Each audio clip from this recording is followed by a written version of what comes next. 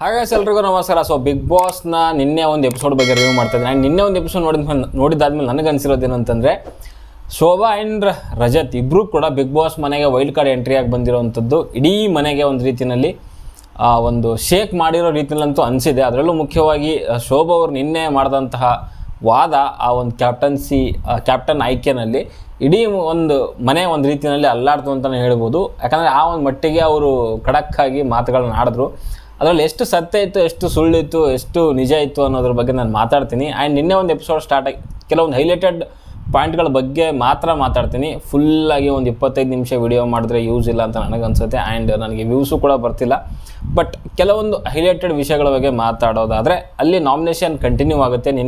ಮೊನ್ನೆ ಎಪಿಸೋಡಲ್ಲಿ ಏನು ಎಂಡ್ ಆಗಿತ್ತು, ಸೊ ಅದೇ ಒಂದು ನಾಮಿನೇಷನ್ ಸ್ಟಾರ್ಟ್ ಆಗುತ್ತೆ. ಸ್ಟಾರ್ಟಿಂಗಲ್ಲಿನೇ ಧನರಾಜ್ ಅವರು ಮೋಕ್ಷಿತಾ, ಶಿಶಿರ್ ಆ್ಯಂಡ್ ತ್ರಿವಿಕ್ರಮ್ ಅವ್ರನ್ನ ನಾಮಿನೇಟ್ ಮಾಡ್ತಾನೆ. ರೀಸನ್ಗಳು ನಾರ್ಮಲಿ ಅದೇ ಸಿಲ್ಲಿ ರೀಸನ್ಗಳು, ಪರ್ಸ್ನಲ್ ರೀಸನ್ಗಳು, ಯಾವುದೇ ಒಂದು ಮೇನ್ 9 ಇಂಪಾರ್ಟೆಂಟ್ ರೀಸನ್ಗಳಂತ ಯಾವ ಕಂಟೆಸ್ಟೆಂಟ್ಗಳು ಕೂಡ ನನಗೆ ಗೊತ್ತಿರೋ ಪ್ರಕಾರ 90% ಜನ ಯಾರೂ ಕೊಟ್ಟಿಲ್ಲ.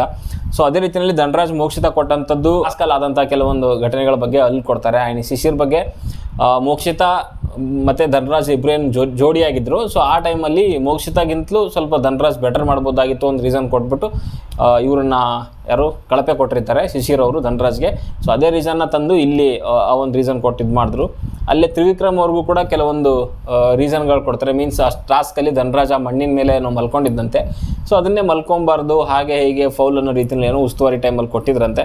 ಸೊ ಅದಕ್ಕೋಸ್ಕರ ಅಲ್ಲಿ ಆ ಒಂದು ರೀಸನ್ನ ಕೊಟ್ಟು ತ್ರಿವಿಕ್ರಮ್ ಅವ್ರಿಗೆ ನಾಮಿನೇಟ್ ಮಾಡ್ತಾನೆ. ಆ್ಯಂಡ್ ಅಲ್ಲಿ ಶಿಶಿರ್ ಅವರು ಸೇವ್ ಆಗ್ತಾರೆ.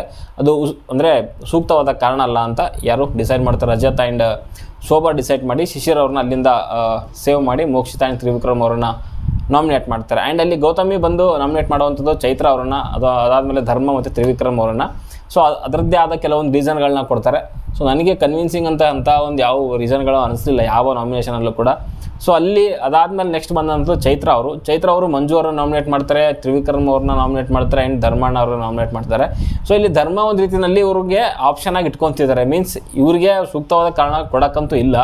ಸೊ ಆಲ್ಮೋಸ್ಟ್ ಅವ್ರು ಏನು ಮಾಡ್ತಿದ್ದಾರೆ ಅಂದರೆ ಎಲ್ಲ ಒಂದು ಇದರಲ್ಲೂ ಕೂಡ ಸೇವೆ ಆಗ್ತಿದ್ದಾರೆ ಧರ್ಮಣ್ಣ ಅವರು.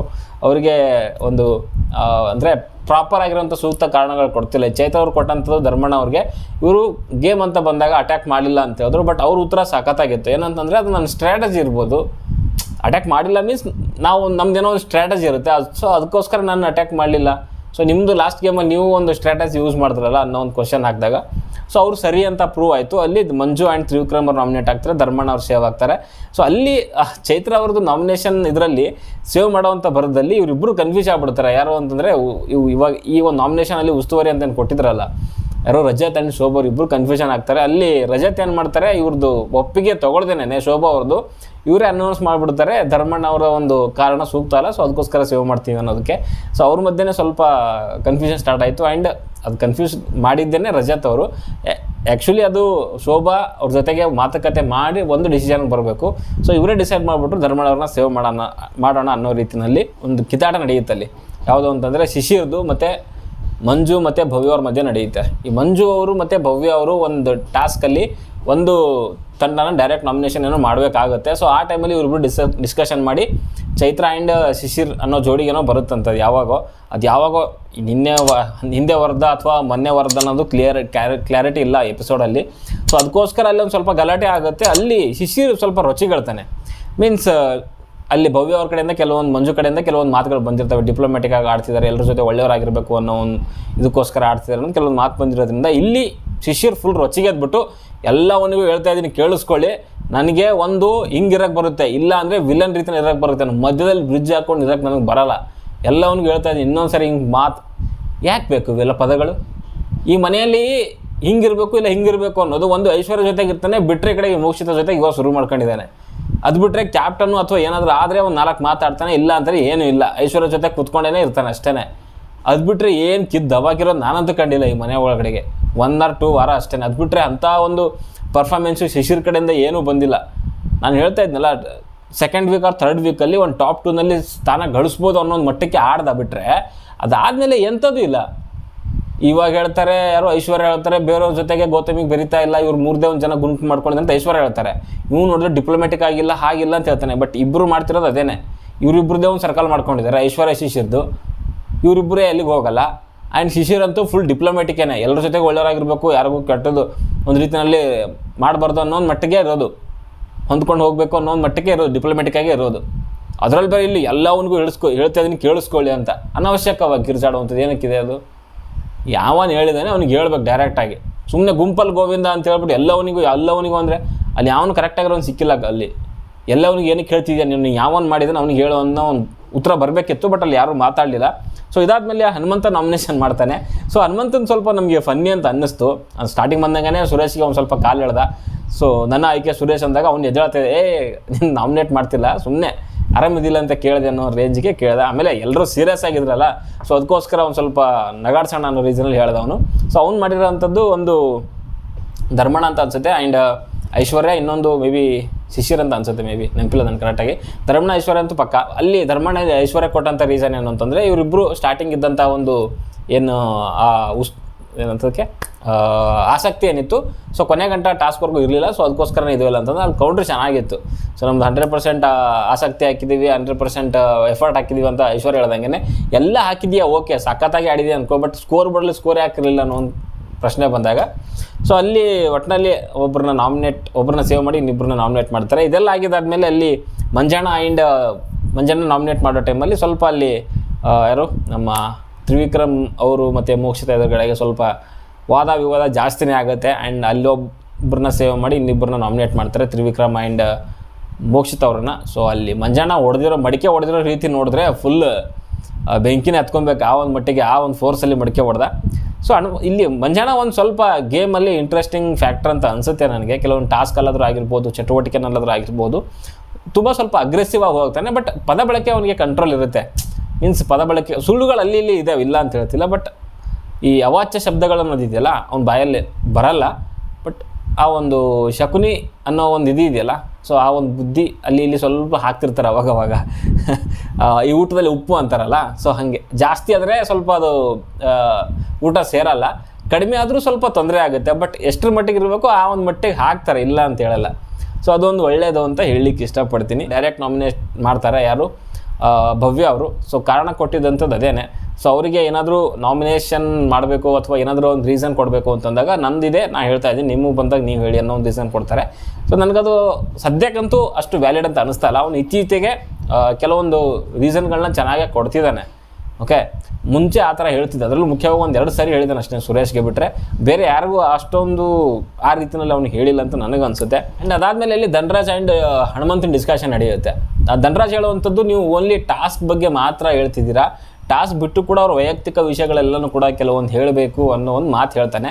ಬಟ್ ಅಲ್ಲಿ ಹನುಮಂತ ಹೇಳಿದ ಮಾತು ಎಷ್ಟು ಸತ್ಯ ಇದೆ ಅಂತಂದರೆ, ಸ್ಟ್ರೇಟ್ ಫಾರ್ವರ್ಡ್ ಗುರು. ನೋಡು ಎಲ್ಲರ ವೈಯಕ್ತಿಕ ಬಗ್ಗೆ ಮಾತಾಡಬೇಕು ಅಂದರೆ ಎಲ್ಲರ ವೈಯಕ್ತಿಕನೂ ತಿಪ್ಪೆ ಗುಂಡಿ ಇದ್ದಂಗೆ, ಕೆದರಿದ್ರೆ ಹೊಲಸೆ ಬರ್ತದೆ ವಿನ ಅದು ಬಿಟ್ಟರೆ ಇನ್ನೇನೂ ಬರಲ್ಲ.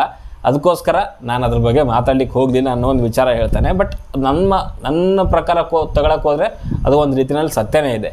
ಎಲ್ಲರ ಬಗ್ಗೆ ಎಲ್ಲರೂ ಮಾತಾಡಿದ್ದಾರೆ, ಹಿಂದ್ಗಡೆ ಮಾತಾಡಿದ್ದಾರೆ, ಮುಂದ್ಗಡೆ ಮಾತಾಡಿದ್ದಾರೆ, ಟಾಸ್ಕಲ್ಲಾದರೂ ಆಗಿರ್ಬೋದು, ಮನೆ ಒಳಗಡೆಗಾದರೂ ಆಗಿರ್ಬೋದು, ಅದು ವೈಯಕ್ತಿಕ ನನ್ನ ಪ್ರಕಾರ. ನಾನು ಮುಂಚೆಯಿಂದ ಹೇಳ್ತಾ ಇದ್ದೀನಿ, ನಾಮಿನೇಷನ್ ಅಂತ ಬಂದಾಗ ವೈಯಕ್ತಿಕ ವಿಷಯಗಳನ್ನು ಓಕೆ, ಏನೋ ಮೇಜರ್ ಪಾರ್ಟ್ ಇದೆ, ಅದರಿಂದ ಅವ್ರಿಗೆ ಏನಾದರೂ ಎಫೆಕ್ಟ್ ಆಗಿದೆ ಅಥವಾ ಮನೆಗೆ ಎಫೆಕ್ಟ್ ಆಗಿದೆ ಅಂತಂದರೆ ಹೇಳಿ, ತೊಂದರೆ ಇಲ್ಲ. ಬಟ್ ಚಿಕ್ಕ ಸಿಲ್ಲಿ ರೀಸನ್ಗಳೆಲ್ಲ ಕೊಡ್ತಿದ್ದಾರೆ.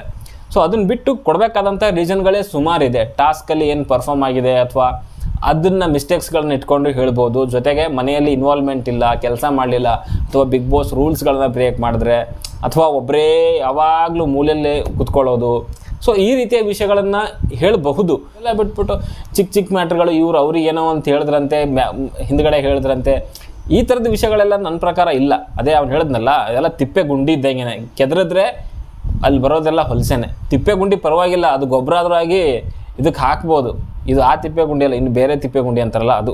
ಓಕೆ, ಸೊ ಇದಾದಮೇಲೆ ಅಲ್ಲಿ ಒಂದು ಟಾಸ್ಕ್ ಚಟುವಟಿಕೆ ನಡೆಯುತ್ತೆ. ಆ ಚಟುವಟಿಕೆ ಏನು ಅಂತಂದರೆ, ಇವಾಗ ಆಲ್ರೆಡಿ ಬಿಗ್ ಬಾಸ್ ಮನೆಯಲ್ಲಿ ಒಬ್ಬರು ಕ್ಯಾಪ್ಟನ್ ಆಗಿದ್ದಾರೆ, ಯಾರು, ಭವ್ಯ ಅವರು. ಸೊ ಈ ವಾರದ ಒಂದು ಟಾಸ್ಕಿಗೆ ಇನ್ನೊಬ್ಬರ ಒಂದು ಕ್ಯಾಪ್ಟನ್ ಅವಶ್ಯಕತೆ ಇರುತ್ತೆ. 2 ತಂಡಗಳಾಗಿ ಮಾಡೋದ್ರಿಂದ ಒಬ್ಬ ಕ್ಯಾಪ್ಟನ್ ಆಗಿ ಭವ್ಯ ಅವ್ರನ್ನ ಆಲ್ರೆಡಿ ಘೋಷಣೆ ಮಾಡ್ತಾರೆ ಟಾಸ್ಕ್ಗೋಸ್ಕರ. ಆ್ಯಂಡ್ ಇನ್ನೊಬ್ಬ ಕ್ಯಾಪ್ಟನ್ನ ಆಯ್ಕೆ ನಡೆಯುತ್ತೆ. ಅಲ್ಲಿ ಅದು ರಜತ್ ಆ್ಯಂಡ್ ಶೋಭಾ ಅವರ ಮಧ್ಯೆ ಅವರಿಬ್ಬರಲ್ಲಿ ಯಾರು ಈ ಒಂದು ವಾರದ ಟಾಸ್ಕಿಗೆ ಒಂದು ತಂಡದ ಕ್ಯಾಪ್ಟನ್ ಆಗಲಿಕ್ಕೆ ಯಾರು ಅರ್ಹರು ಅನರ್ಹರು ಅನ್ನೋ ಒಂದು ಆಯ್ಕೆ ಮೇರೆಗೆ ಅಲ್ಲಿ ಚಟುವಟಿಕೆ ಸ್ಟಾರ್ಟ್ ಆಗುತ್ತೆ. ಸೊ ಅಲ್ಲಿ ಫಸ್ಟಿಗೆ ಬಂದಂಗೆ ಶೋಭಾ ಅವರಿಗೆ ಅನರ್ಹ ಅಂತ ಕೊಟ್ಬಿಡ್ತಾರೆ. ಯಾರು ನಮ್ಮ ಮಂಜಣ್ಣ ಅವರು. ಇವ್ರದೇ ಅಪ್ಪ ಒಂದು 10 ನಿಮಿಷ ಇವ್ರದೇ ಇಬ್ಬರದೇ ಆಗೋಯ್ತು, ಶೋಭಾ ಆ್ಯಂಡ್ ಮಂಜುದೇನೆ. ನನ್ನ ಪ್ರಕಾರ ಅಲ್ಲಿ ಶೋಭಾ ಕರೆಕ್ಟಾಗಿದ್ದರು. ಸೊ ಮಂಜುನೇ ಅಲ್ಲಿ ಒಂದು ರೀತಿಯಲ್ಲಿ ಸೂಕ್ತ ಕಾರಣಗಳನ್ನು ಕೊಡ್ದೇನೆ ಸುಮ್ಮನೆ ಯಾವುದಾದ್ರು ಬಿಗ್ ಬಾಸ್ ರೂಲ್ಸ್ಗಳನ್ನು ಅಲ್ಲಾಡಿಸಿದ್ರು, ಹಾಗೆ ಮಾಡಿದ್ರು ಹೀಗೆ ಮಾಡಿದ್ರು ಅಂತ ಹೇಳಿದ್ರು. ಬಟ್ ಅಲ್ಲಿ ಅವ್ರು ಕೊಟ್ಟಂಥ ರೀಸನ್ ಯಾವುದೂ ಕೂಡ ನನ್ನ ಪ್ರಕಾರ ಸೂಕ್ತ ಇರಲಿಲ್ಲ. ಆ್ಯಂಡ್ ಅವ್ರು ಕೊಟ್ಟಂಥದ್ದೇನು ಅಂತಂದರೆ ಬಿಗ್ ಬಾಸ್ ರೂಲ್ಸ್ ಅಂತಂದರೆ ಮನೆಯವ್ರಿಗೆ ಬೇರೆಯವ್ರಿಗೆ ಕೆಲಸ ಹೇಳಬಾರ್ದು ಅನ್ನೋದಿದೆ. ಓನ್ಲಿ ಅವ್ರಿಗೆ ಕಿಚನ್ ಜವಾಬ್ದಾರಿ ಮಾತ್ರ ಕೊಟ್ಟಿದ್ದಾರೆ. ಅದ್ರ ಜೊತೆಗೆ ಅಲ್ಲಿ ಏನು ನಾಮಿನೇಷನ್ ನಡೀತಾ ಇತ್ತು ಅಲ್ಲಿ ಎಲ್ಲೋ ಒಂದು ರೀತಿಯಲ್ಲಿ ರಜತ್ಗೆ ಇವರೇ ಓವರ್ಲ್ಯಾಪ್ ಮಾಡಿದ್ರು, ಡಿಸಿಷನ್ ಇವರೇ ಡಾಮಿನೇಟ್ ಮಾಡಿದ್ರು ಅನ್ನೋ ರೀತಿಯಲ್ಲಿ ಹೇಳಿದ್ರು. ನನ್ನ ಪ್ರಕಾರ ಅಲ್ಲಿ ನಾನು ಆವಾಗಲೇ ಹೇಳಿದೆ, ಒಂದು ಡಿಸಿಷನ್ನ ರಜತೇನೆ ಇವ್ರಿಗೆ ಗೊತ್ತಿಲ್ಲದಂಗೆ ತೊಗೊಂಡಿದ್ದಾರೆ. ಶೋಭಾ ಆ ರೀತಿಯಲ್ಲಿ ಯಾವುದೂ ಮಾಡಿಲ್ಲ ನಾನು ನೋಡಿರೋ ಪ್ರಕಾರ. ಬಟ್ ಅದು ಕೂಡ ತಪ್ಪಾಗಿತ್ತು. ಆ್ಯಂಡ್ ಅವ್ರು ಬೇರೆಗೆ ಕಿಚನ್ ಬಿಟ್ಟು ಬೇರೆ ಕೆಲಸಗಳು ಯಾರಿಗೂ ಕೂಡ ಹೇಳಿಲ್ಲ. ಸೊ ಅದು ಅಲ್ಲೇ ಪ್ರೂವ್ ಆಗೋಯ್ತು. ಆ್ಯಂಡ್ ಅಲ್ಲಿ ಸ್ವಲ್ಪ ಕಿರ್ಚಾಟ ಅದು ಆಟ ಎಲ್ಲ ಸ್ವಲ್ಪ ನಡೆಯಿತು, ಏನು ಮಾಡಲಿಕ್ಕಾಗಲ್ಲ. ಒಟ್ಟಿನಲ್ಲಿ ಆ ಒಂದು ಏನು ನಡೀತು ಅವ್ರಿಬ್ಬರ ಮಧ್ಯೆ. ಅದಾದಮೇಲೆ ಎಲ್ಲರೂ ಕೂಡ ಸ್ವಲ್ಪ ಶೋಭಾಗೇ ಅರ್ಹರು ಅನ್ನೋ ಒಂದು ಮಟ್ಟಿಗೆ ಅಲ್ಲೆಲ್ಲನೂ ಟ್ಯಾಗ್ಗಳು ಹಾಕ್ತಾ ಬಂದರು. ಸೊ ಗೌತಮಿ ಆ್ಯಂಡ್ ಅವ್ರಿಗೆ ಅನರ್ಹರು ಅನ್ನೋ ಒಂದು ರೀಸನ್ನ ಕೊಟ್ಟರು. ಕಾರಣ ಏನು ಅಂತಂದರೆ ನೀವು ಬರೀ ನೆಗೆಟಿವ್ ಮಾತ್ರ ಹುಡುಕ್ತಿದ್ರ ಅನ್ನೋ ಒಂದು ಮಟ್ಟಕ್ಕೆ ರೀಸನ್ನ ಕೊಟ್ಟು, ನೀವು ಕ್ಯಾಪ್ಟನ್ ಆಗಲಿಕ್ಕೆ ನಾನು ಬಯಸಲ್ಲ ಅನ್ನೋ ಒಂದು ರೀಸನ್ನ ಕೊಟ್ಟು ಅವ್ರಿಗೆ ಅನರ್ಹರು ಅನ್ನೋಂತ ಕೊಡ್ತಾರೆ. ಅಲ್ಲಿ ಸ್ವಲ್ಪ ಶೋಭಾ ಕಡೆಯಿಂದ ಕೂಡ ಕೆಲವೊಂದು ಮಾತುಗಳು ಬರ್ತವೆ, ಯಾಕೆ ಭಯ ಆಗ್ತಿದೆ, ನೆಗೆಟಿವಿಟಿ ಏನಾದರೂ ಬಿಚ್ಚಿಡ್ತೀನಿ ಅನ್ನೋ ಒಂದು ಮಟ್ಟಕ್ಕೆ. ಆಮೇಲೆ ಅವರು ಭಯ ಅನ್ನೋ ಇದನ್ನೇ ಗೊತ್ತಿಲ್ಲ ಅನ್ನೋ ಒಂದು ಮಟ್ಟಕ್ಕೆ ಆಮೇಲೆ ಮಾತಾಡ್ತಾರೆ ಗೌತಮಿ ಅವರು. ಸೊ ನೋಡುವ ಒಂದು ಒಳ್ಳೆ ಒಂದು ಕಾಂಪಿಟೇಷನ್ ಅಂತೂ ಇದೆ. ಎಲ್ಲನೂ ಅವರೇ ಹೇಳಿದ್ರಲ್ಲ ಗೌತಮಿ, ಎಲ್ಲರೂ ಹಿಂಗೆ ಇದ್ರೆ ಆಗಲ್ಲ, ಒಂದು ಹಿಂಗೆ ಕೂಡ ಇರಬೇಕು, ಹಿಂಗೆ ಅಪೋಸಿಟ್ ಆದಾಗಲೇ ಒಂದು ರೀತಿಯಲ್ಲಿ ಮಜಾ ಇರುತ್ತೆ ಅನ್ನೋ ರೀತಿಯಲ್ಲಿ. ಆ್ಯಂಡ್ ಮಂಜಣ್ಣ ಒಂದು ಕಾನ್ಫಿಡೆನ್ಸ್ ಮೆಚ್ಚಲೇಬೇಕು, ನಾವಿಬ್ಬರು ಟಾಪ್ 5 ಇದ್ದೇ ಇರ್ತೀವಿ ಕಂದ ಅನ್ನೋ ಮಾತುಗಳನ್ನು ಹೇಳಿದ್ರು. ಸೊ ನೋಡುವ ಏನೇನಾಗುತ್ತೆ ಅಂತ. ಆ್ಯಂಡ್ ಇದಾದಮೇಲೆ ಅಲ್ಲಿ ಅಷ್ಟೊತ್ತಿಗೆ ಒಂದು ಸ್ವಲ್ಪ ಬ್ರೇಕ್ ಬಿಡ್ತಾರೆ, ಕಂಟಿನ್ಯೂ ಮುಗಿಯಲ್ಲ ಅದು ಇನ್ನೂ. ಅಲ್ಲಿ ಧನರಾಜ್ ಆ್ಯಂಡ್ ನಮ್ಮ ಹನುಮಂತ ಮಾತಾಡ್ತಿರ್ತಾರೆ. ಮಂಜಣ್ಣನ ಕಿತ್ತಾಟ ಆಗಿದ್ದಾದಮೇಲೆ ಸ್ವಲ್ಪ ಬ್ರೇಕ್ ಬಿಟ್ಟಿರ್ತಾರೆ. ಅಲ್ಲಿ ಧನರಾಜ್ ಆ್ಯಂಡ್ ನಮ್ಮ ಹನುಮಂತ ಗಾರ್ಡನಲ್ಲಿ ಬಂದುಬಿಟ್ಟು ಈಕಿ ಹೆಂಗೆ ಮಾತಾಡ್ತಾಳೋ ಅಪ್ಪ ಈಕಿ ಅನ್ನೋ ಒಂದು ಮಟ್ಟಿಗೆ ಹನುಮಂತ ಫುಲ್ ಶಾಕಾಗಿ ಹೋಗ್ಬಿಡ್ತಾನೆ ಶೋಭಾನ್ ನೋಡ್ಬಿಟ್ಟು. ಸೊ ಮಂಜಣ್ಣನ ಹುಚ್ಚ ಬಿಡಿಸ್ಬಿಟ್ಲಿಕ್ಕಿ ಅನ್ನೋ ಒಂದು ಮಾತಾಡ್ದ. ಆಮೇಲೆ ನಾವೇನಾದರೂ ಮಂಜಣ್ಣನ ಜಾಗದಲ್ಲಿ ಹುಚ್ಚನ ಹೊಯ್ಕೊಂಡ್ಬಿಡ್ತಿದ್ವಿ ಅನ್ನೋ ಒಂದು ಮಾತಿಗೆ ಹೇಳಿದ್ರು. ಆ್ಯಂಡ್ ಇನ್ನೊಂದು ಮಜಾ ಏನು ಅಂತಂದರೆ, ಇಷ್ಟೆಲ್ಲ ಇಲ್ಲಿ ಹನುಮಂತ ಏನು ಮಾತಾಡ್ದ, ಅಲ್ಲಿ ಒಳಗಡೆಗೆ ಹೋಗ್ಬಿಟ್ಟು ಅಲ್ಲಿ ಶೋಭಾಗೇ ಅನರ್ಹರು ಅನ್ನೋ ಕೊಟ್ಬಿಟ್ಟ. ಸಕ್ಕತ್ ಮೈಂಡ್ಗೆ ಇವನು ಹನುಮಂತನ ನೀವು ಗೆಸ್ ಮಾಡಲಿಕ್ಕೆ ಆಗೋದಿಲ್ಲ.